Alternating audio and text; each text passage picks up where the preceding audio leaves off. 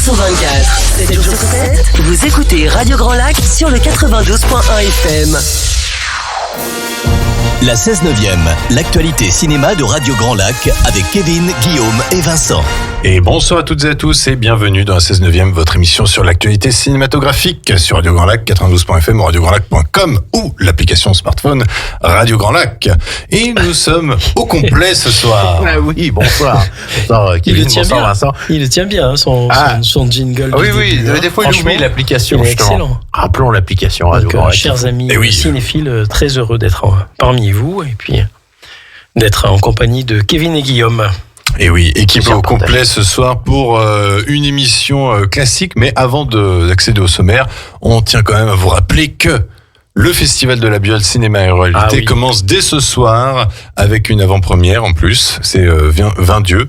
Et ce festival qui est donc du 5 au 11 novembre. Très alléchant. Il y a des avant-premières, il y a des documentaires en compétition, il y a des films annexes de fiction, il y a du théâtre, des lectures et on avait oublié de le mentionner, billetterie sur place et restauration aussi possible sur place. Donc, voilà. 20 Dieu, alors je vous ai entendu en parler la semaine dernière, il me semble que c'est même un projet étudiant si je dis pas de conneries. Je ne sais plus quelle école lyonnaise, il me semble. C'est possible. Oui. En tout cas, c'est produit c'est distribué par Pyramide, qui est en train de faire une année extraordinaire puisqu'ils ont sorti Les Graines du Figuier Sauvage en France et je ne sais plus quel autre film qui a très bien cartonné cette année. Donc c'est une très bonne année pour eux.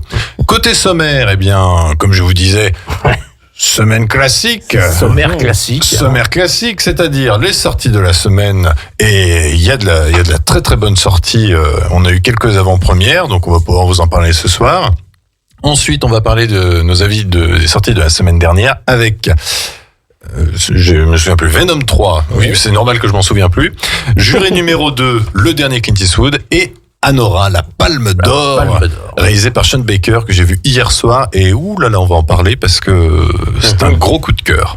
Et enfin, nous vous accorderons un focus ce soir sur l'immense... Spencer Tracy, non. Non, pas du tout. C'est pas ça. Sur l'immense Clint Eastwood, l'homme, le réalisateur, l'acteur, la légende, comme tu dis. Oui, je pense qu'on peut le considérer comme une légende maintenant. L'homme à femme, oui. Non, il a toutes les casquettes. L'homme aux 8 enfants. Et encore, officiel. Mais voilà, donc tout le programme de ce soir, et on va commencer sans plus attendre par les sorties de la semaine. Vas-y mon cher Guillaume. Oui, puisque nous allons parler de The Substance qui a été projeté au Festival de Cannes en séance de minuit, si je dis pas de bêtises, il me semble. Non, il était en compétition. Il était carrément en compétition. Et il a gagné d'ailleurs le prix du meilleur scénario. Très bien. De Coralie Farja avec Demi Moore, Margaret Qualley et Dennis Quaid. Alors, je vous fais le synopsis. Avez-vous déjà rêvé d'une meilleure version de vous-même ? Vous devriez essayer ce nouveau produit. The Substance. Il a changé ma vie. Il permet de générer une autre version de vous-même. Plus jeune, plus belle, plus parfaite. Respectez les instructions. Vous activez une seule fois. Vous stabilisez chaque jour. Vous permutez tous les 7 jours sans exception. Il suffit de partager le temps. C'est si simple. Qu'est-ce qui pourrait mal tourner ? On écoute un extrait. Plus belle, plus parfaite. Une seule injection générera une autre version de vous-même. Voici la substance. Voilà. Mais en quoi ça n'a aucun rapport avec Limitless ? Parce que ça me semble quand même assez proche du film que... Parce que ça fait pas du tout. Limitless, ça développe juste ses capacités mentales. Ah, pas que. Ah oui, non, mais c'est une régénération, de Limitless, ça lui permet d'exploiter la partie de son cerveau qu'il a pas. Alors que là, non, c'est encore. Alors, pour avoir vu le film, mais dans le fond, il y a. Je t'avoue pas du tout. Pour avoir vu le film en avant-première, c'est vraiment du coup, c'est Demi Moore qui est donc une actrice qui joue littéralement une actrice qui est en fin de carrière, quoi, et que tout le monde dit tu commences à être trop vieille et tout ça. Et c'est vraiment un film qui combat avec véritablement rage le diktat de la jeunesse et de la beauté à Hollywood. D'accord. Enfin, dans la société de divertissement en général, parce que ça parle plus de télé que de Hollywood finalement. Et alors, je précise, mais âme sensible s'abstenir, parce que là, vous avez vraiment des visuels particulièrement dégueulasses. On est vraiment entre. Moi, j'ai dit que c'était le film, c'est le fils illégitime de Blanche-Neige et Cronenberg. Voilà. Ouais. Oui, t'avais dit que Intéressant, c'était très intéressant. gluant, ça faisait. On est vraiment dans le body horror. On va vraiment dans des trucs du très Cronen- dégueulasses. Du Cronenberg de la belle époque, on va dire. Voilà, tout à fait. Donc franchement, foncez, hein, c'est excellent. Évidemment, c'est à réserver pour Les moins de 16 ans, les amateurs du genre. Je pense que ça doit être intéressant moins de 16 ans ou 12. Enfin, franchement, 12, c'est gentil. Hein. Autre sortie, Vincent. Autre sortie, Louise Violet aux Toiles du Lac et au Pâté, de Éric Besnard, avec Alexandra Lamy, Grégory Gadebois et Jérôme Kircher. Ça se déroule en 1889. Envoyée dans un village de la campagne française, l'institutrice Louise Violet doit y imposer l'école de la République, gratuite, obligatoire et laïque.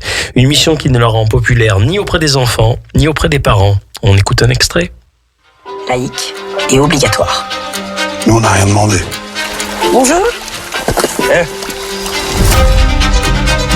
On a des vies, des cultures. On vous a pas attendu pour apprendre à penser. Soit vous m'envoyez les enfants, soit j'appelle les gendarmes. Pour l'instant, vous êtes une étrangère. Si vous faites ça, vous deviendrez... Voilà. Un film donc sur l'une des premières institutrices de... Oui, ce qui me semble, c'est lié à un événement. Ça a été tourné réel. en plus dans notre région, on vient de Rhône-Alpes. J'ai été après chercher les endroits parce que j'avais vu les Eric annonces. Bénard aime beaucoup la région. Mais j'avais vu passer les annonces de casting justement pour celui-là, mais j'arrive pas à trouver l'endroit précis. Mais oui, c'est un réalisateur que j'aime beaucoup. Il avait fait Délicieux, qui était le film déjà avec Grégory Gadebois sur le premier restaurant en France. Mhm. Et je l'avais rencontré à l'occasion et il en parlait déjà qu'il il rêvait de faire un film sur l'une des premières institutrices. Comment finalement, et c'est vrai que c'est intéressant de se dire comment ça s'est mis en place, parce qu'on a l'impression que c'est installé, mais c'est vrai que Bien comment sûr. ça s'est mis en place. Oui, ça a l'air toute pas mal chose. honnêtement. J'ai vu la bande-annonce. Comment au ça a cinéma. commencé tout ça? Ça donne Ouais. envie. Autre sortie, c'est Here, les plus belles années de notre vie, à voir seulement aux Toiles du Lac. C'est réalisé par Robert Zemeckis avec Tom Hanks, Robin Wright et Paul Bettany. Toute l'équipe de Forrest Gump revient au cinéma et vous transporte dans un voyage unique à travers le temps. L'histoire de famille dont les peines, les joies et les moments de doute se font écho à travers les générations. On écoute un extrait tout de suite.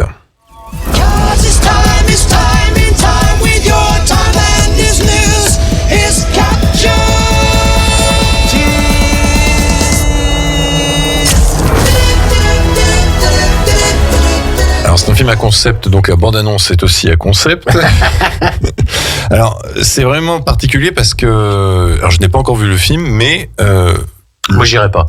le film est sur le même plan en fait, si vous voulez. Mhm. C'est-à-dire qu'une fois que la caméra est installée, la caméra ne bouge pas et en fait on voit passer alors les... on voit passer, on part des dinosaures. Oui, de la préhistoire Jusqu'à maintenant. jusqu'à dans le Et futur ça, même. je ça crois, hein. switch un peu pour montrer, par exemple, ensuite ça va devenir une maison. Ouais, c'est un point de vue original. C'est un point de vue original. Alors, apparemment, c'est pas extraordinaire. Ça utilise beaucoup l'intelligence artificielle, soi-disant. Enfin, ça se vante beaucoup de faire ça. Voilà. Donc, Rajeunissement numérique. Est-ce qu'ils utilisent le fils de Tom Hanks? J'ai cru voir ou pas. je ne sais pas. J'avais Il a quel l'impression. âge d'ailleurs, Tom Hanks? J'étais en train de Plus me de poser la 60 ans. question. Plus de 60 ans. Hein. Oui, au moins, oui. Ah oui, bien sûr. Oui. Mais son fils qui joue, peut-être. Enfin, j'ai cru voir, mais pas sûr à voir. D'accord. 68 ans. 68 ans. Mais voilà. Ouais, Donc, pas loin de 70, quoi. Voilà. Here, nouveau projet de Robert Zemeckis. Alors, ces derniers temps, Robert Zemeckis, Ça fait 3-4 films. Ça. c'est pas ouf. Donc, on verra bien. Autre sortie. À toute allure, qui sera disponible aux Toiles du Lac et au Pâté à Chambéry, de Lucas Bernard avec Pio Marmaille, Aïe Edira et José Garcia. Elle est officier de sous-marine tactique, il est steward. Ils se rencontrent lors d'une escale, mais leur aventure naissante doit subitement s'interrompre. Et le voilà qui s'accroche, qui la suit, qui la colle, comme si on avait le temps d'être amoureuse à bord d'un bâtiment militaire. Reste que l'océan Pacifique n'est pas assez grand pour le décourager. L'océan Arctique non plus d'ailleurs. Le monde est si petit quand on s'aime d'un si grand amour. On écoute un extrait. Réacteur nucléaire, c'est bon, ça. Ben Azek va pas aimer. Je suis pas sûr qu'il ait la fibre romantique. Quoi, romantique? Je t'ai ramené ton collier, quand même. T'es un passager clandestin sur un sous-marin tactique. T'es un espion? Franchement, j'adorerais, mais non. Non, parce que si t'étais un espion, ce serait du génie, mais là, c'est pas du génie et c'est pas romantique. Mettez-moi ça au fer. Voilà. Ouais, je sais pas. Ah non, ça a l'air catastrophique. J'ai vu la bande-annonce Moi, au j'ai cinéma. pas vu, là, par contre, la bande-annonce. Ah, C'est ça- catastrophique. Ça m'a pas du tout fait rire une seule seconde. Moi, catastrophique. j'aime bien Pio Marmaille et José Garcia, évidemment, mais Oui. Je sais pas ce que ça peut donner, effectivement. Ça a l'air Ça fait penser un peu à la comptine enfantine, donc un poisson et puis qui s'aime avec donc c'est-à-dire que deux opposés, comment ils peuvent se rejoindre? Je sais pas. Ça m'étonnerait pas que est dans un sous-marin. Bon, ça prend une allure assez rigolote en définitive, mais je sais pas ce que. Ça me dit rien. Ni l'extrait qu'on vient d'entendre, ni. Oh non, j'ai vu la bande-annonce au cinéma, non ça. Autre sortie, Vincent. Et alors, 3 amis. Ne te mélange pas dans ce synopsis, parce que alors là, préparez-vous, mesdames et messieurs, c'est quelque chose. Ah bon. Donc au Victoria à l'Astrée, donc 3 amis de Emmanuel Mouret avec Camille Cotin, Sarah Forestier et India Air.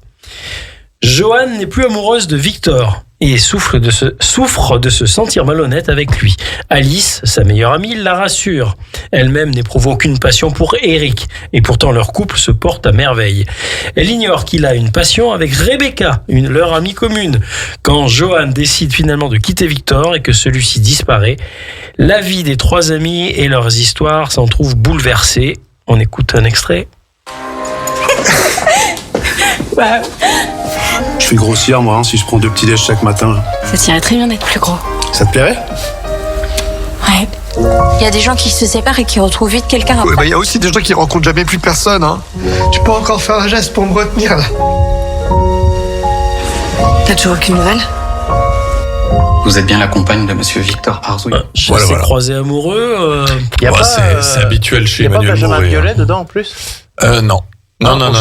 Il y a Vincent McCain, il y a Grégoire Ludig et j'oublie toujours son nom. Je crois bien qu'il y a Damien Bonnard. Oui, mais il était en tournage à Lyon. Il a été tourné à Lyon, celui-là. Ah oui, ça par contre je confirme, c'est totalement à Lyon. Mais tu l'as déjà vu? Non, j'ai vu la bande-annonce et on reconnaît parfaitement Lyon. On reconnaît le parking de Lyon la Part-Dieu. Les environs de Lyon sont très prisés. Je me rappelle d'avoir tournage, de plus en plus, parce que Paris, ça doit être c'est plus facile difficile. C'est plus facile de tourner à Lyon. Parce qu'il y a de l'argent aussi. Et alors, puis, on revient de Ronald. Non, mais c'est pas des conneries. Non, c'est vrai. C'est parce que il y a plein de dynamisme dans la région Rhône-Alpes aussi. Et puis ça change. Ça change aussi. Ça change un peu, ouais.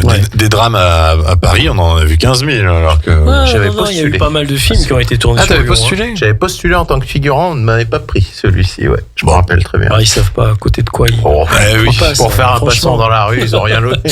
Ils ont loupé quelque chose.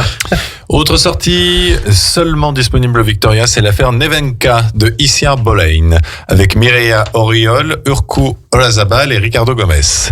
À la fin des années 90, Nevenka Fernandez est élue à 25 ans à conseillère municipale auprès du maire de Ponferrada, le charismatique et populaire Ismaël Alvarez.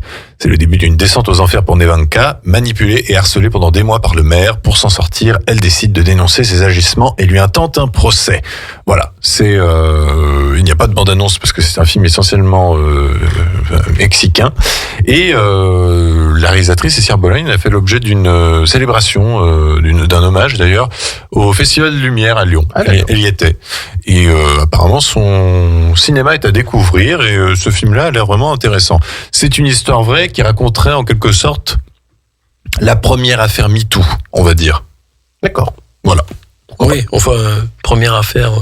Dans les années 90. La première médiatisation. Oui, disons, ça date depuis la nuit des temps, ces histoires-là. On va dire la première qui va jusqu'à la dénonciation et au procès, quoi. Ça roule. Mon cher Guillaume. Le film, alors c'est un documentaire ou pas? C'est un documentaire. C'est ce qui m'a semblé, j'ai vu la bande-annonce ce matin, donc Au boulot, voilà, qui sera uniquement diffusé à l'Astrée, de Gilles Perret et François Ruffin. Je vous fais le synopsis. C'est quoi ce pays d'assistés, de feignasses? Sur le plateau des grandes gueules, l'avocate parisienne Sarah Saldman s'emporte. Le SMIC, c'est déjà pas mal. D'où l'invitation du député François Ruffin. Je vous demande d'essayer de vivre, Madame Saldman, pendant 3 mois avec 1 300 €. Admettons, mais 1 semaine, ça serait déjà pas mal. Alors, peut-on réinsérer les riches? Bon extrait, puisque c'est un documentaire. Oui, enfin, c'est très engagé socialement parlant, et ceci étant assez légitime aussi, à mon sens. C'est des vrais protagonistes? Je les connais pas. Oui, François Ruffin, tu connais pas? Je sais si le nom me dit quelque chose. Anciennement on peut dire anciennement de la France Insoumise. Oui, c'est dire et qui avait réalisé, comment c'était? C'était Merci Patron? Comment c'était déjà? Je sais pas le titre, mais je crois que c'était ça. C'était aussi très engagé comme ce personnage public, politique. Voilà. Tout à fait. C'est tout à son honneur en tout cas. Dernière sortie, Vincent. Hiding Saddam Hussein au Victoria de Al-Kwaft Mustafa, je sais pas si je prononce bien. Un simple fermier irakien reçoit un invité inattendu qui frappe à sa porte. Un invité qu'il doit cacher à sa famille, à ses amis et à 150 000 soldats américains. Cet invité est le président Saddam Hussein. Les images du dictateur irakien Saddam Hussein rampant hors d'un trou dans le sol en 2003 sont emblématiques. Aujourd'hui, 20 ans plus tard, l'homme qui a creusé ce trou raconte l'histoire fantastique de la façon dont lui, un simple fermier, a caché le président déchu sous un parterre de fleurs dans son jardin pendant 8 mois. Oui, ça peut être intéressant. C'est un film. Hein. C'est un documentaire. Un documentaire qui revient 20 ans après déjà 20 ans. Qui est peut-être un peu légèrement romancé, on peut... il y a toujours peut-être parti pris de toute façon dans un documentaire. Tout à fait. Et puis côté de nos amis cinéphilex, toute la semaine à partir de demain sera diffusé le film Totem au Victoria de Lila Aviles avec Naïma Santi, Montserrat Maranon et Marisol Gazé. L'histoire de Sol, une fillette de 7 ans qui est emportée dans un tourbillon de préparatifs mené tambour battant par ses tantes pour l'anniversaire de son père, Tona. Au fil d'une journée dont le point d'orgue est un événement aussi redouté qu'attendu, Sol comprend peu à peu la gravité de cette célébration. Voilà. Un beau programme, et donc on vous conseille, je peux déjà vous conseiller par avance, mais j'en parlerai un petit peu plus longuement la semaine prochaine, The Substance, qui est pour les aficionados d'horreur et puis de films assez coup de poing. C'est assez grandiose, puis c'est le grand retour de Demi Moore. Et d'ailleurs, vu que Demi Moore est de retour, on ne pouvait pas ne pas écouter Unchained Melody de The Righteous Brothers du film Ghost, que tout le monde a vu, bien sûr. Et voilà, on s'écoute ça et on revient tout de suite après. Radio Grand Lac, sur 92.1. La 16/9e, l'actualité cinéma de Radio Grand Lac avec Kevin, Guillaume et Vincent. Et rebonsoir à toutes et à tous. Vous êtes toujours dans la 16/9e, votre émission sur l'actualité cinématographique sur Radio Grand Lac, 92.fm, radiograndlac.com. Et l'équipe est au complet ce soir. Guillaume, Vincent sont là. Oui, nous sommes exactement. Et bonsoir à tout le monde. Et après avoir parlé des sorties de la semaine, il est temps de parler des sorties précédentes. Et avant de donner nos avis sur ceux de la semaine dernière, mon cher Guillaume, qu'est-ce qu'il y a encore en salle? Qu'est-ce qu'il y a encore en salle? Alors qu'il sort en Blu-ray, je crois, dans 2 jours, si je ne dis pas de bêtises. Mais vous pouvez toujours voir au cinéma Le Comte de Monte Cristo. Et disponible en VOD déjà. Oui. Mais bon, voilà. Le film Quand vient l'automne. Je ne me rappelle plus. De François Ozon. François Ozon. Le Robot Sauvage, le dernier DreamWorks. Lee Miller avec Kate Winslet. L'amour ouf de Gilles Lelouch. Smile numéro 2 si vous aimez les films d'horreur. Et Monsieur Aznavour de Tahar Rahim, réalisé par Grand Corps Malade. Et je ne sais plus. Mehdi Idir. Voilà. Et côté sortie de la semaine dernière, 3 films. Alors, on va commencer par le moins bien. Mais c'était pas une surprise. Venom 3, The Last Dance. Je ne l'ai pas vu, mais c'est mon plaisir coupable, moi, personnellement. Alors, je peux comprendre. Et à vrai dire, au moins, cette suite a le mérite d'être le dernier de la trilogie. Normalement, il n'y en aura pas d'autres. Mais c'est le combienième, là, déjà? Le 3. Le 3. Parce que j'en ai vu aucun, moi, en fait. Il y a un bon dernier acte. C'est vrai que la fin est assez épique.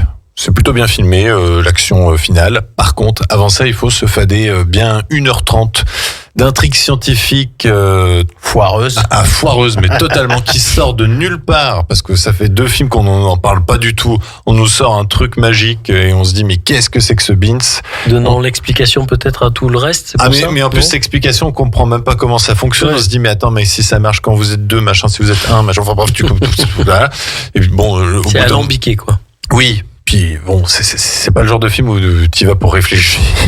Je crois pas, non. Et donc c'est un peu dommage d'avoir. C'est pour Guillaume, en fait. C'est pour ça que tu dis ça. Non, mais c'est pas du tout pour ça. Salaud, va. Mais c'est que on comprend pas pourquoi tout d'un coup trop de sérieux dans ce ils ont voulu se racheter une conduite effectivement plus sérieuse que les deux précédents. Surtout qu'à côté de ça, on a les séquences entre Eddie et Venom qui sont très grosse poilade, on va pas se cacher. On a Ray Ifans qui est là pour jouer un hippie comme d'hab, vegan. Ouais, mais comme d'hab, qui porte des tongs. J'ai jamais vu. Bon, j'ai vu les extraits, tout ça. J'aime bien le décorum, l'aspect extérieur de les effets spéciaux, tu veux dire. Les effets spéciaux sont très bien faits. Je trouve que c'est pas mal. Ouais. Ça, c'est vrai. Et c'est encore le cas dans ce 3e volet. Et c'est même, voilà, avec le dernier acte qui est assez efficace, ce sont les gros points positifs de cette suite qui, voilà, est vite oubliable et pas non plus de grand effet. Voilà. Mais bon, au moins, ce n'est pas le pire film Sony Marvel. Ils ont fait pire, même cette année, Madame Web. Donc, voilà. Bon, ne nous appesantissons plus. Non, il y a pas besoin. Pas la peine. On va passer. Est-ce qu'on passe au dernier Eastwood ou est-ce qu'on fait déjà Anora? Je fais Anora. Alors Anora, la Palme d'Or réalisée par Sean Baker avec Mikey Madison. L'histoire de cette stripteaseuse qui tombe amoureuse d'un fils d'oligarque russe. Et du coup, c'est un peu le conte de fées. Tout se passe super bien jusqu'au jour où les parents de cet homme apprennent que leur fils a épousé une stripteaseuse. Et là, du coup, ils vont vouloir chercher l'annulation du mariage. Donc, c'est un film qui est très surprenant parce que ça joue sur énormément de tonalités. On rit énormément. Comparé à ce qu'on nous avait dit la semaine dernière. Oui, c'est ce que je comprends. Moi, j'ai beaucoup ri. Vraiment. Bah, c'est peut-être de l'humour de second degré. Voilà. Ou j'ai peut-être un humour bizarre. Hein. Mais en tout cas, dans la salle, les gens riaient assez allègrement. Mais il y a aussi plusieurs moments dans le film où il y a un retour à la réalité qui est un peu brutal, qui prend aux tripes, franchement. C'est pas du tout un film gore, c'est pas du tout ce genre de film-là, mais il y a un retour à la réalité dans le sens que, on se marre, mais mine de rien, ce qu'on voit, c'est quand même profondément triste. C'est pathétique, on pourrait même dire. Et surtout pathétique, tu as tout à fait raison, c'est le mot. C'est ce qui m'a semblé, dans beaucoup des personnages qu'on voit, c'est un certain pathétisme. Et au milieu de tout ça, on a cette héroïne qui, finalement, le monde se moque d'elle, littéralement. Parce que là, en fait, on développe des valeurs un peu superficielles, j'ai l'impression.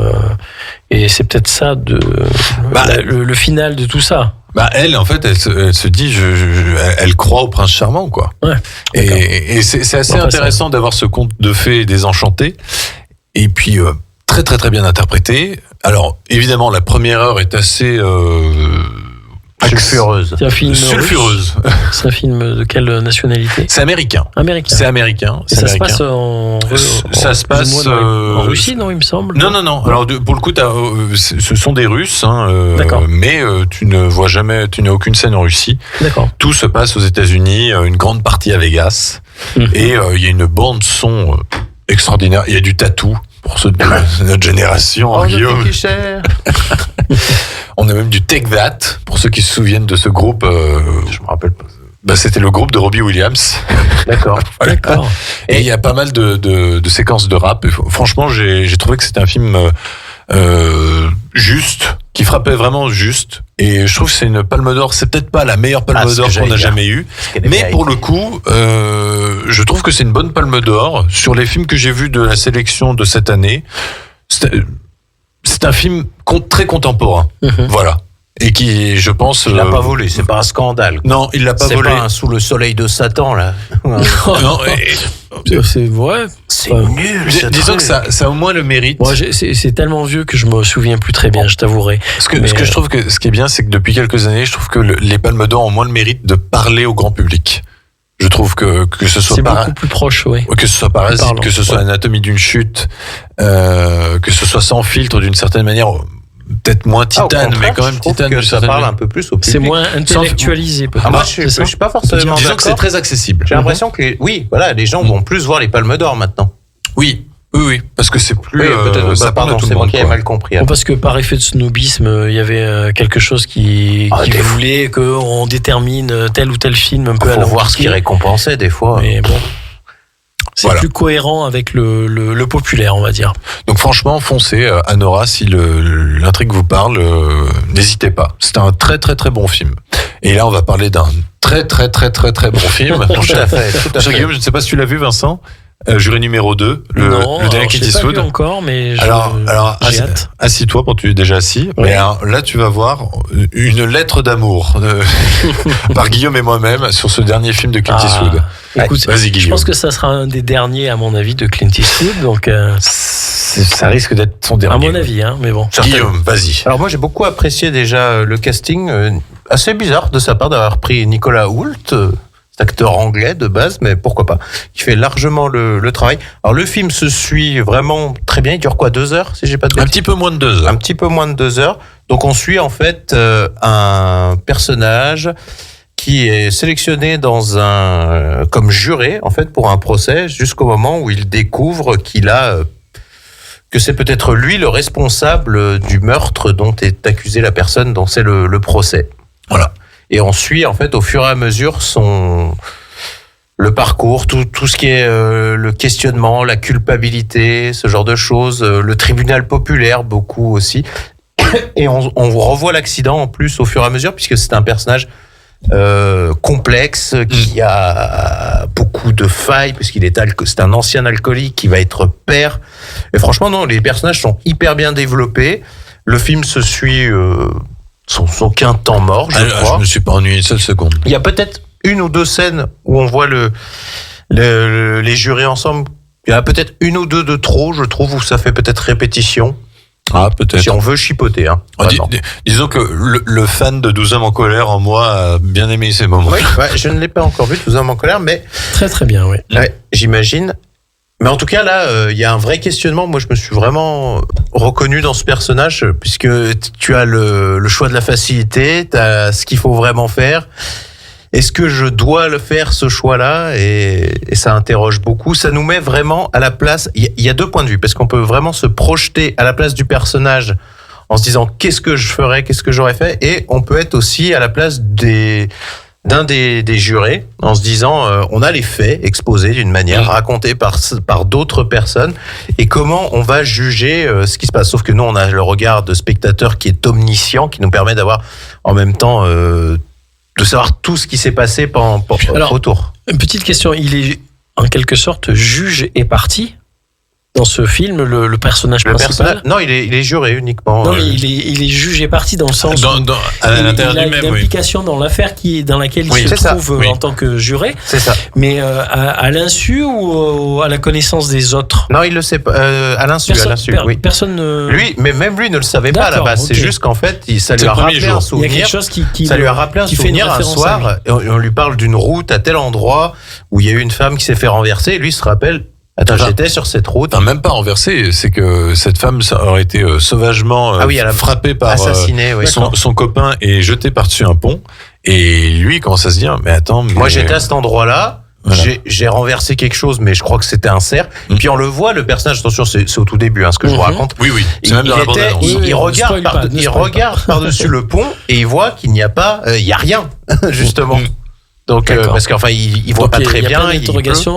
On suit en fait le cheminement un petit peu perturbé de ce juré. C'est qu'est-ce qu'il va faire. D'accord. Ouais. Et alors autre question, c'est un film qui est tiré d'une histoire vraie. Non, c'est un scénario original. C'est un scénario original. C'est même pas un bouquin éventuellement. Non, je crois. Non, il semblerait pas. Parce que c'est un genre de truc affectionne particulièrement. On va en reparler tout à l'heure, mais Clint Eastwood, tout à fait, qui aime bien refaire des histoires. C'est bien tiré d'histoires vraies, quoi. C'est bien dans sa filmographie, mais là pour le coup, c'est pas du tout une histoire vraie, mais ça aurait. Techniquement, ça pourrait. En tout cas, les points de vue qu'on nous fait adopter en tant que spectateur, c'est vraiment très très malin. La réalisation est bonne, les acteurs sont très bons aussi, que ce soit Nicolas Hoult, Toni Collette, Zoe Deutch. Moi, ce que j'aime bien chez Clint Eastwood, on pourra en reparler encore, c'est qu'il n'y a pas de fioriture justement derrière. C'est épuré, très. Voilà. Et peut-être trop parfois. C'est vrai que peut-être trop, mais ça sert bien l'histoire et je pense que c'est ça qui est le principal pour moi, en tout cas. Oui. Non, franchement, moi, j'ai adoré en tant que. Oui, mais ça, c'est tentant. En tant qu'homme de droit qui a beaucoup étudié le droit, j'avoue que j'ai été ballotté pendant tout le film et ça faisait longtemps que j'ai pas eu un film qui me mettait la boule au ventre. C'est-à-dire un stress permanent et la force du film, c'est finalement d'une certaine manière, et ce qui nous libère jamais vraiment de ce stress, c'est assez prenant. Les interprètes sont extraordinaires. Oui. Et ça dit tellement sur à la fois la lâcheté humaine et en même temps qu'est-ce que la justice, est-ce que c'est la vérité, est-ce que c'est la morale. C'est parce qu'on insiste, à un moment, il y a des gens qui essaient un peu de reprendre l'enquête, puisque l'enquête a été bâclée, sur le fait que, non, vous ne devez pas, vous avez des faits, même si vous en trouvez d'autres, et c'est pas présentable, voilà. Oui.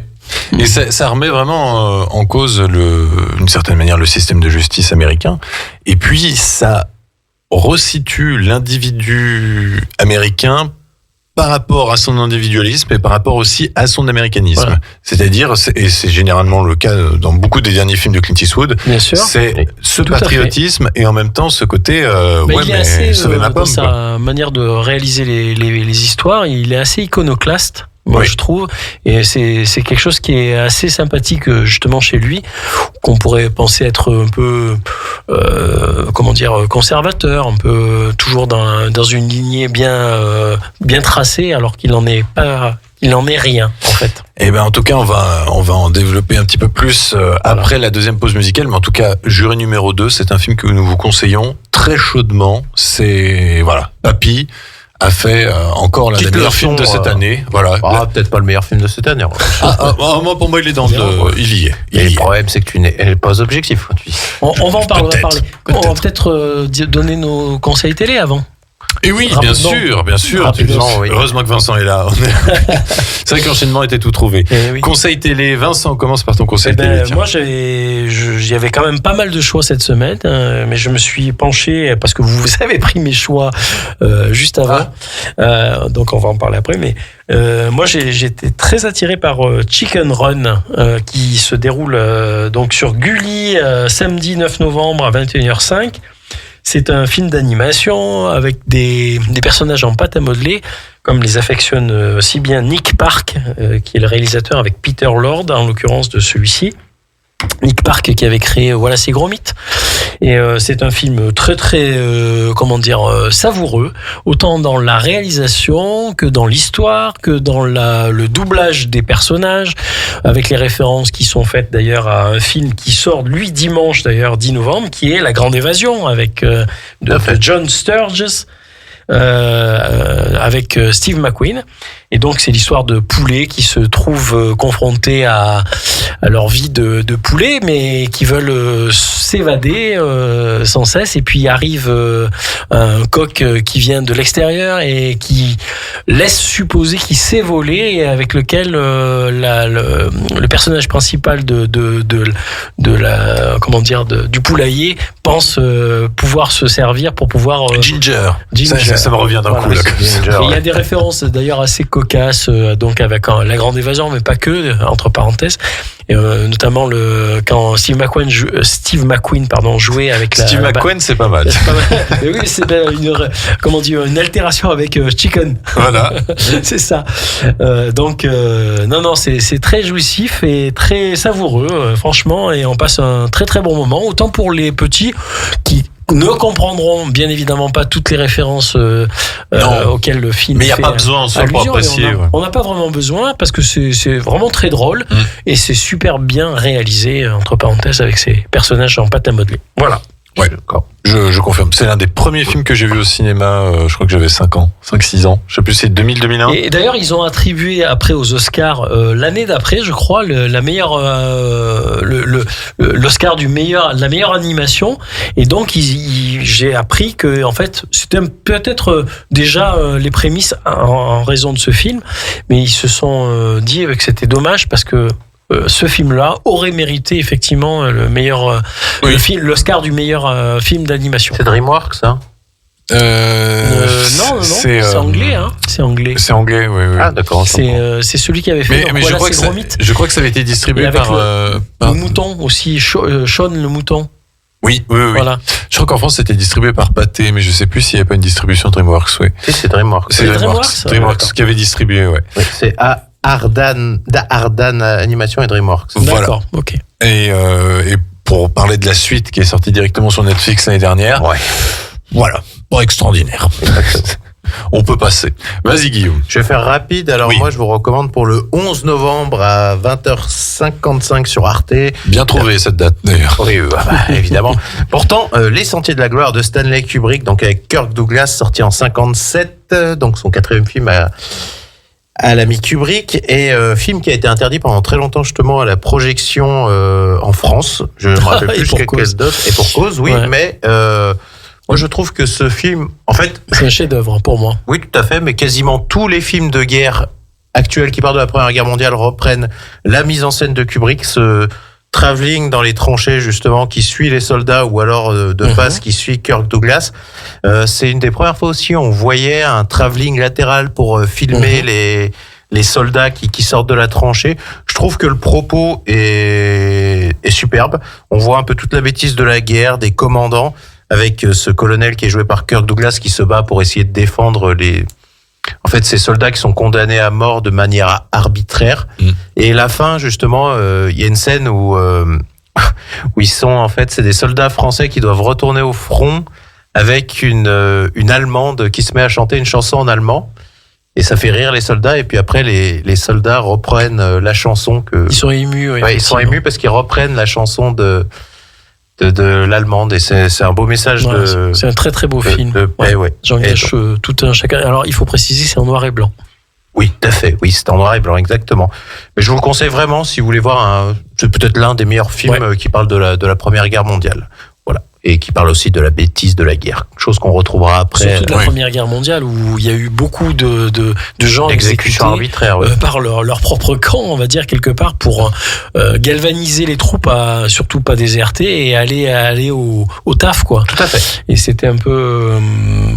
ça a été terrible, à mon avis. Tu l'as pas vu, toi, encore, Kevin? Pas encore. C'est vraiment à découvrir. C'est le dernier Kubrick majeur qui m'a... Un très bon Kubrick, un très bon Kirk Douglas, à voir vraiment... Poignant. Et bien, je vais le rattraper de ce pas. Et puis, moi, je vous conseille Kingdom of Heaven de Ridley Scott avec Orlando Bloom et Eva Green sur C-Star ce jeudi 7 novembre à 21h. Alors, ce qui est important, c'est que même si vous l'avez déjà vu, normalement, c'est la version longue qui est diffusée ce jeudi soir. Et la version longue apporte énormément à ce film. Alors, déjà, c'est un film très épique. Mais là, du coup, ça apporte beaucoup sur le développement des personnages. En particulier le personnage d'Orlando Bloom. Qui permet de mieux comprendre son caractère et de le faire moins passer pour quelqu'un d'effacé, je dirais. Tout à fait. Et le côté maternel du personnage de Eva Green est beaucoup plus développé. Et du coup, ça rend son personnage encore plus tragique dans les événements qui s'y déroulent. Véritablement, c'est un film que je vous conseille. C'est du grand Ridley Scott. C'est du Ridley Scott de la grande époque. De la grande époque, voilà, franchement. Si vous avez envie de vous préparer en vue de la sortie de Gladiator 2, vous pouvez redécouvrir Kingdom of Heaven et peut-être relancer Gladiator par la suite. Voilà. Je crois que on peut le dire, c'est peut-être le meilleur film sur les croisades. Enfin, c'est peut-être l'un même des seuls films. C'est l'un des plus complets, en tout cas, je pense. Tu saurais me citer un autre film sur les croisades?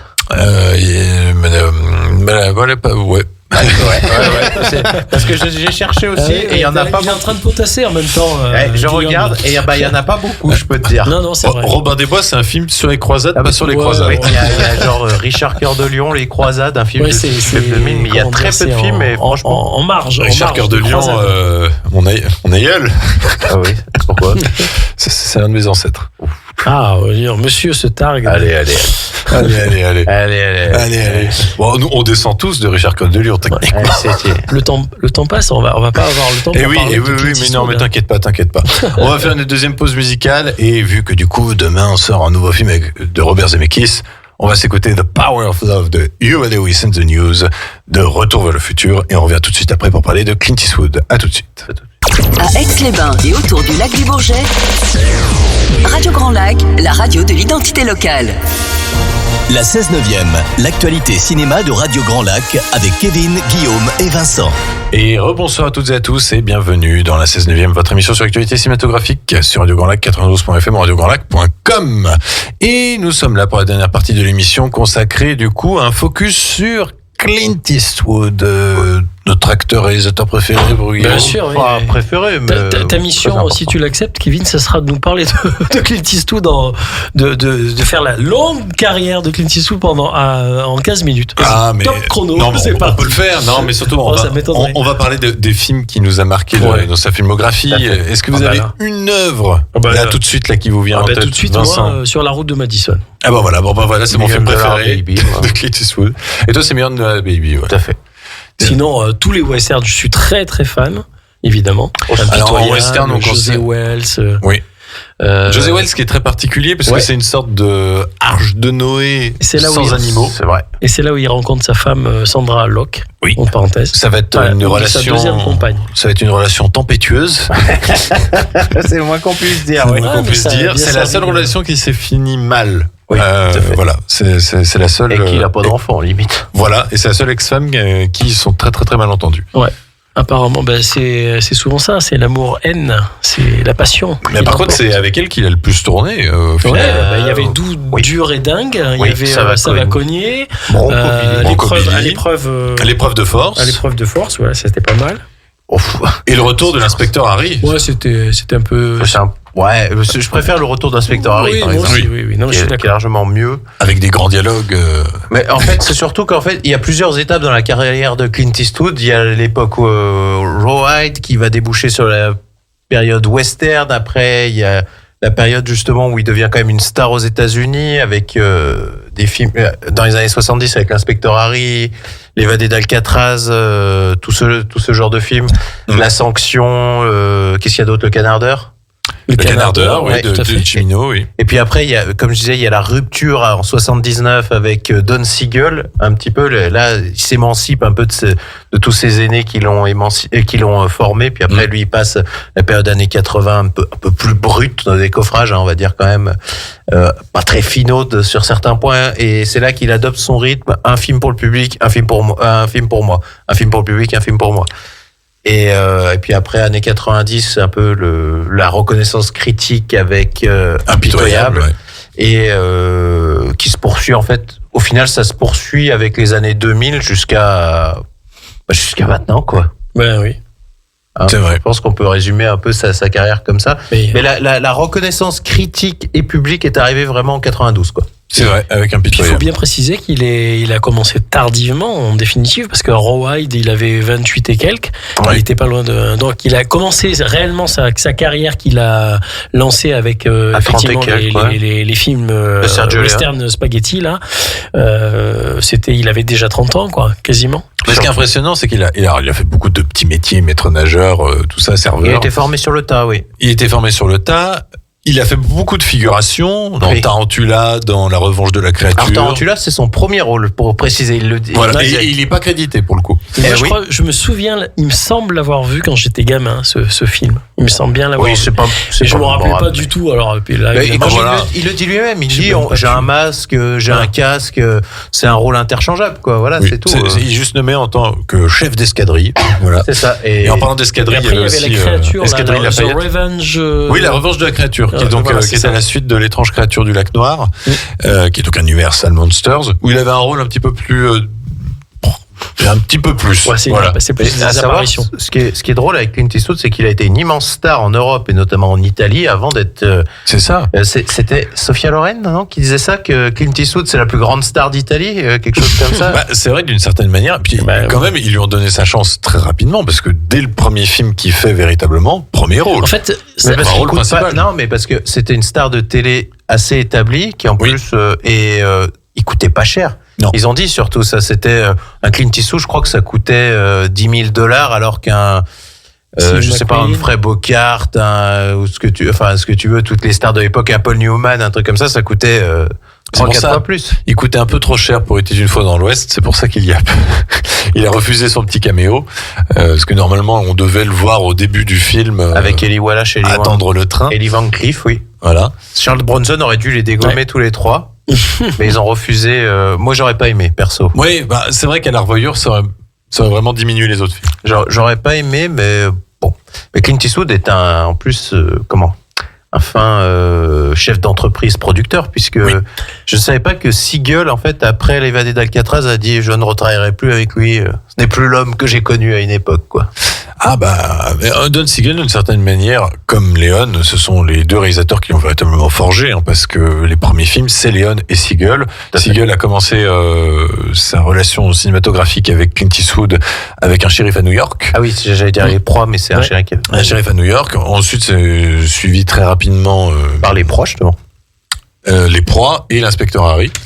Et puis après, il y a eu L'évadé d'Alcatraz. Et littéralement, dans sa deuxième réalisation, Clint Eastwood, au début de L'homme des hautes plaines, il enterre qui ? Sergio Leone et Don Siegel vont vraiment dire les mecs, je vous respecte, mais maintenant, je fais ma sauce. Et encore que la vraie rupture, pour moi, se passe vraiment après l'évadé d'Alcatraz, je trouve. Oui, c'est peut-être la plus sèche, oui, parce qu'il tournera encore avec Siegel après L'homme des hautes plaines. Et ce qu'il y a de plus marrant, c'est qu'à la fin, je sais pas, l'âge aidant, à la fin d'Impitoyable, il leur dédie le film Impitoyable. Oui. Il y a quand même une chose qu'il faut préciser. Avant Impitoyable, il y a eu un film magistral qui a été réalisé par lui. C'est Bird. Oui. Alors, je n'ai pas aimé du tout. Et moi, j'ai beaucoup apprécié. Voilà. Et on peut saluer notre ami Christian Bertium, présentateur de La Note Bleue, l'émission sur le jazz. Décidément, ça fait déjà 2 fois. J'espère qu'il nous renverra à l'ascenseur. Et il nous avait dit par ailleurs qu'il n'était pas très fan du film, et je le rejoins un peu, c'est que l'interprétation est géniale de Forest Whitaker. Ah, mais tout est génial. Mais c'est vrai que la narration est un petit peu. Ah là là. Ouais. C'est une narration classique, on va dire. Ouais. Pas du tout, justement. Si. Elle part dans tous les sens. T'as des flashbacks dans le flashback. Ça n'a rien de classique. À ce niveau-là, oui, mais en fait, il n'y a rien de. Ah non, parce qu'on le voit, il est déjà original, connu, hein. il tente de se suicider, donc on revoit avant, à un moment quand il rencontre. Moi, ça m'a pas choqué. Puis après, on retourne, depuis ce flashback, on retourne dans un autre flashback pour revenir au premier. Alors, moi, je ne sais pas si vous êtes amoureux du jazz.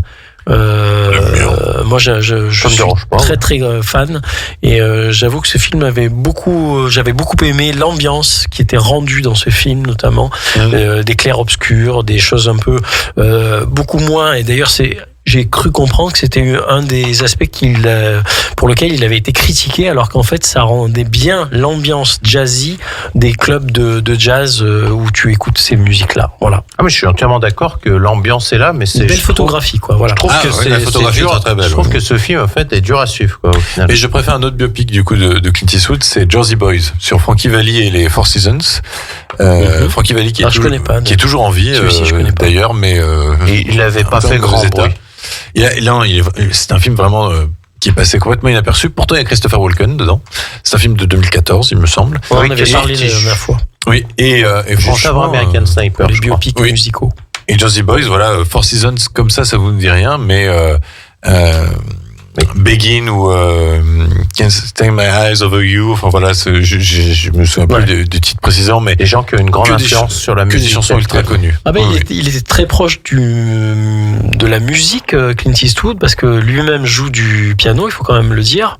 Oui, il a composé pas mal de ce film. Il a composé beaucoup. Et il jouait d'ailleurs dans Honky Tonk Man. Oui, de la guitare. Oui. Voilà, donc il accompagne des vedettes du blues à un moment donné d'ailleurs, et il joue vraiment très très bien. Bon, évidemment, son fils est encore plus renommé en la matière, et qu'il a utilisé d'ailleurs à l'occasion de plusieurs de ses films. Mystic River, entre autres. Oui. Oui, et puis même Mystic River, je crois que non, c'est Eastwood qui compose. Il y a un autre film. Mais Eastwood interprète. Oui, il a pris la chanson au début. Oui. Il y a un autre film dans lequel il parle jazz, et pas un des moindres, puisque c'est sa première réalisation, qui est un frisson dans la nuit. Tout à fait. Ou plus exactement, dans le titre anglais, c'était Play Misty For Me, qui avait un Roland de film Hitchcockien avec beaucoup de suspense et un côté très passionné. Et film d'horreur, hein, on peut dire. La fin, ça fait peur. Ouais, il y a un petit côté. Il y a une inspiration Hitchcockienne au niveau des plans, mais pas au niveau de. Si, l'intrigue est assez. Au début, oui. La fin, par contre, ça vire vraiment dans l'horreur, je trouve. Ouais, puis d'ailleurs, ça a été repris dans d'autres films par la suite, notamment dans Liaison Fatale. Voilà, Guillaume pensait à Liaison Fatale. Guillaume Fatale. Guillaume Fatale, oui, aussi. Non, oui, il est fatal, cet homme-là. Liaison Fatale est inspiré librement, oui, je pense, de celui-là, largement. Disons que c'est l'un des premiers films qui a mis en avant une relation, enfin pas une relation, mais vraiment une situation d'harcèlement jusqu'au boutiste. Ouais, mais en plus c'est pas manichéen, puisque Eastwood est un peu un salopard quand même. Ah oui, tout à fait. Non mais c'est quoi ces jugements de moralité? Non, mais dans le film, pas spécialement. C'est un coureur. Il est aussi dans. Il profite un peu de sa notoriété. Mais il a non seulement il a le droit, et puis en même temps mais c'est douteux de profiter de ta notoriété pour avoir. Il est pas gentleman, on va dire. Il profitait pas ça. Il était opportuniste dans le sens où ça être opportuniste, c'est profiter quand même. Oui et non, pas dans ce registre. Non, mais je te suis pas. Disons que c'est pas un homme de bien à 100%, quoi. Et c'est ça qui est intéressant. Je veux dire, en partant de là. Donc c'est justement ça qui est bien dans les films de Eastwood, c'est que justement, il n'y a pas de manichéisme.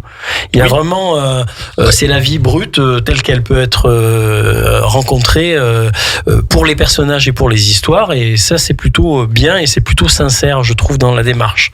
Et n'hésite pas à se grimer, justement, à se donner le mauvais rôle quand même par moments. Ça, Voilà. c'est assez appréciable. Notamment un film qui fait un peu référence à ça, c'est Chasseur blanc, cœur noir. Très bon. Qui est très très bien. Et en fait, c'est un peu la vie, je crois, de John Huston. Ouais. Hein, il me semble. Pour African Queen, ouais. Ouais, c'est très très bien. Pour dénoncer un peu le côté mégalo du bonhomme. Ouais, et puis en même temps, auquel on s'attache, parce que c'est vrai que c'est un personnage. Il y a la et scène, John Huston et... Il y a une scène de repas où il dit à une nana que c'est je cite, attention, une vraie connasse, justement. Et une antisémite. Oui, parce qu'elle critique justement les juifs et il lui fait toute une tirade qui est géniale. Ouais. C'est assez bien vu. Ouais. C'est ce qui montre que le personnage était assez complexe parce que le personnage est un réalisateur qui, normalement, est censé réaliser un film, mais il n'a qu'une lubie, c'est se dire, je vais buter un éléphant. Sauf que, justement, il y a que ça, justement, qui est pas réel, quoi, je crois, justement.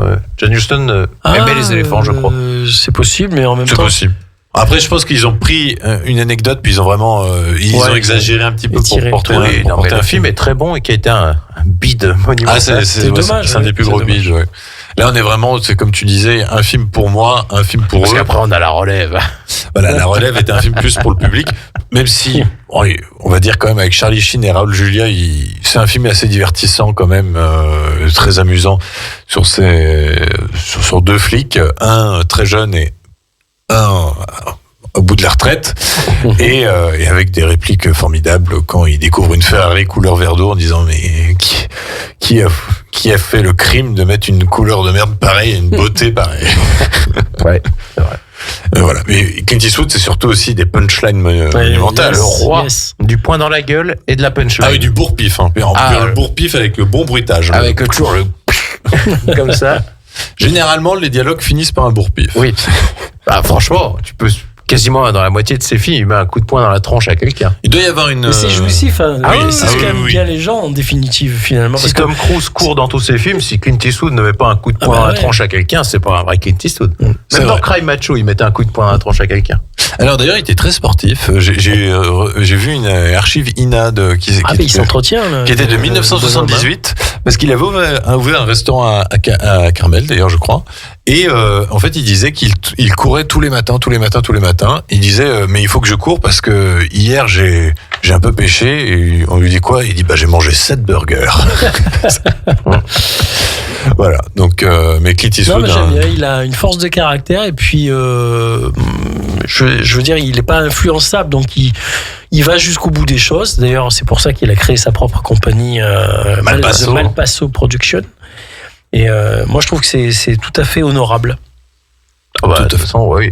C'est une des plus grandes stars qu'on a eues. Hein, de toute façon. Il y a un autre film que j'aime beaucoup. On n'a pas parlé de Gran Torino. Gran Torino, c'est magnifique, j'adore. Ouais. Et c'est un peu d'ailleurs la fin un peu de son personnage d'homme inconnu, etc.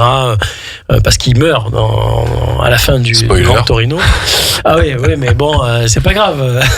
Mais c'est assez rare pour le souligner parce que Clint Eastwood n'avait pas tendance à mourir très souvent. Et en fait, c'est pas que le personnage au sein de ce film-là qui meurt. C'est en fait le personnage à travers de tous les personnages qu'il a interprétés qui étaient un peu dans la même veine de son personnage un peu cavalier solitaire qui s'en va au soleil couchant, là, c'est un peu ça. On en parlait avec Guillaume dans notre live YouTube dimanche soir, mais c'est vrai que Gran Torino, c'est la suite d'Inspecteur Harry, c'est la suite du Maître de guerre, il y a vraiment une logique et il dit au revoir à cette figure. Moi j'aurais plus mis toutes les figures policières dures. Oui. Et l'adieu au personnage de Blondin et compagnie, ça serait un peu impitoyable quoi. Quand il dit au revoir au western. Parce qu'il y a des théories un peu sur internet qui disaient que William Meny serait en fait l'homme sans nom derrière. On extrapole, c'est tellement bon. C'est tellement bon, mais ce qu'il a bien su faire, c'est s'adapter avec l'âge qu'il avait et pas se mettre en scène bêtement et stupidement sur des contre-emplois et des rôles qui seraient trop jeunes pour lui. Et il a su s'adapter par rapport à ça. C'est vrai. Oui, c'est vrai. Je suis assez d'accord. Et quoique le contre-emploi, il l'a quand même fait quelques fois. Pink Cadillac. Non, mais justement, un frisson dans la nuit, pour moi, c'est un contre-emploi. Pourquoi ? Contre-emploi, j'aurais dit Les Proies aussi. Et Les Proies, Les oui, Proies, Les surtout. Proies est un Les film. Proies. Alors là, je suis pas d'accord. Les Proies, ils jouent un salopard de première. C'est le méchant. Et alors, donc, c'est pas un contre-emploi, c'est. Généralement, il joue plutôt le héros. Pas spécialement, hein, c'est quelqu'un qui a justement un côté beaucoup plus fin et beaucoup plus subtil que ce qu'on lui prête dans l'inspecteur Harry ou dans des films, le western spaghetti, où il est un peu brut de décoffrage, mais quelque part il est beaucoup plus fin d'ailleurs que ce qu'il ne paraît, et il l'a prouvé à maintes reprises dans plusieurs de ses films. Ouais, c'est contre-emploi dans le sens où c'est pas non plus un héros d'action, tu vois, c'est film plus mais posé, ce genre de choses. Il y a une intrigue par rapport aux femmes qui le maintiennent d'ailleurs en otage aussi. Oui, après, au début, il en profite. Moi, je trouve qu'elles sont beaucoup plus, elles, perverses que lui. Alors, qu'il profite de la situation, on peut en convenir. Il arrive, il est blessé, il arrive au milieu de toutes ces femmes qui sont un petit peu, et donc qui se mettent en avant auprès de lui. Qu'est-ce qu'il peut faire? Je vous le demande. Oui. Écoutez, nous ne serons pas d'accord sur cette interprétation des Proies. On y reviendra. Un remake de piètre mémoire a été fait, mais moi j'aime bien. Papa. Côté programmation à Radio Demain, 3 émissions. Comment ça va, présenté par Bruno de 11h à 11h45. Le jeu du mouvement présenté par Joe de 12h15 à 12h30 et Destination Bien-être présenté par Anaïs de 13h à 14h. C'est tout pour l'émission de ce soir. Nous avons rendu un grand hommage à Clint Eastwood, un grand réalisateur. Et du coup, pour le coup, on va se quitter sur une chanson Why Should I Care de Diana Krall, du film Jugé coupable, et composé par Clint Eastwood himself. Voilà. Wow. D'ici là, portez-vous bien, passez une bonne semaine et allez au cinéma. Belle soirée.